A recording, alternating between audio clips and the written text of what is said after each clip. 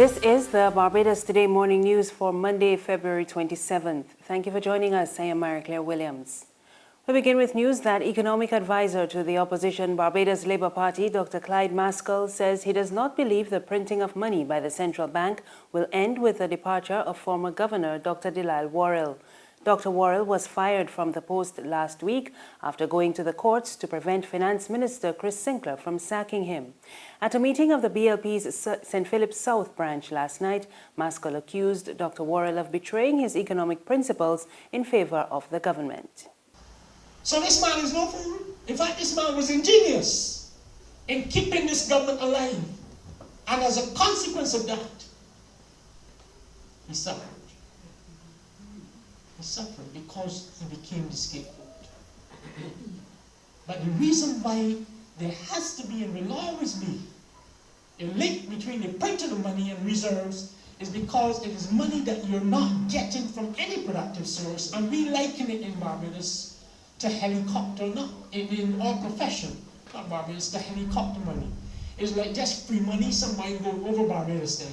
Imagine it. And from a helicopter, just simply dropping money. And you ain't work for it, but you picking it up. And you picking it up and spending it. Now, given that it has not been used to produce anything, the implications then will be even greater for the import bill. Because you didn't even drive a stroke, or help a tourist, or sold a piece of ware, or dig a well to get it. The curtains came down at this year's AgroFest last evening with Minister of Lands and Housing Dennis Kelman giving his stamp of approval. Members of the public were out in their numbers on the weekend to patronize the annual National Agricultural Exhibition. And after touring the booths at Queen's Park, Kelman had high praise for the event, but he questioned what happened to those businesses after AgroFest. One of the things that impressed me is the wide variety, but one of the things that I'm worried about is that after AgroFest, where can these people advertise their goods? And it's something that we at Rural will have to look at when one considers what just came out of the new physical development plan, where the requirement is for 30,000 acres for agricultural purposes, and there are only 28,000. What we have to see is how the new innovations that we saw here today will allow us to have the capacity for the 30,000, and how we in rural can help those persons to maximize the acreage they have by producing more on less. In other words, using innovative ways in producing. Residents in parts of St. Michael and Christ Church can expect low water pressure or outages this afternoon as the Barbados Water Authority will be shutting down the Belle Pumping Station in St. Michael for electrical upgrades. The BWA says the station will be closed from 2 to 8 p.m. and it advised that low water pressure and outages may occur in the city of Bridgetown, Belleville, Carrington Village, Belmont Road, Halls Road, Martindales Road, Constitution Road, Roebuck Street, the Bayland, Clapham, Titchbourne, Chapel Gap, The Pine, Wildy, Waterford, Bush Hall, Spooners Hill, Whitehall, Grosettes, Cave Hill, Codrington and the surrounding areas in St. Michael. In Christchurch, the south coast from Hastings to Upper Carter's Gap, St. Matthias, Fort George Heights, Britain's Hill, Marine Gardens, Rendezvous, Sergeant's Village, Vauxhall, Sheraton and surrounding districts are likely to be affected. The BWA says water tankers will be dispatched to assist essential services, residents and businesses.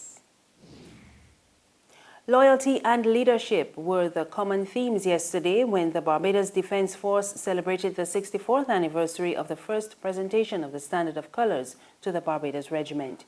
The service held at St. Matthias Church saw Reverend Major Mylan Springer reminding the soldiers of the importance of being true to the force. My brothers and sisters in Christ, in the military, you have strong leadership. Not that you never had strong leadership, you have strong leadership again. Support that leadership. Be loyal to that leadership. Don't stand in the face of anyone and say anything wrong against the leadership. It is something called loyalty. Loyalty is number one in soldiering. If we don't have that loyalty, we will fall apart. And addressing her fellow officers, Acting Commanding Officer Major Wendy Yearwood stressed the need for commitment. We hope that the fellowship and love which you experience here today will continue to echo in your lives in the days and years ahead. As we listen to the remainder of the service today, may the message which you hear today reflect in our lives and make us all better individuals so that we can serve the Barbados Defence Force with loyalty, commitment and dedication. Sports now, Reynard Leverage and Kemar Roach have been withdrawn from the WICB's President's 11 squad for today's 50 overs match with England at Warner Park in St. Kitts. A statement from the West Indies Cricket Board says Leverage was ruled out due to injury and Test bowler Roach was excused for personal reasons. There's regional and international news after this short break. It's the celebration of agriculture, 50 years and beyond. Come and experience this year's AgroFest exhibition at the historic Queen's Park on February 24th to 26th. Box offices: Barbados Agricultural Society, Roberts Manufacturing Feed Store, Clear Vision Optical, Massey Stores Barbados Limited, Worthing, Sunset Crest, Oystons and Sky Mall, Massey Stores Home, Sheraton and Pierhead, Cape Shepherd Broad Street, Waterworld Pet Shop, Jordan's Complex Spikestown, Ticket Centre, Massey Supercentre Warrings. Be there. Get your paper, only $2.25, $2.20, who? For what? That's Bear Stare News. I don't read about that on Barbados Today since last night. That y'all only care do, $2.20, who? The Barbados Today, news you can trust.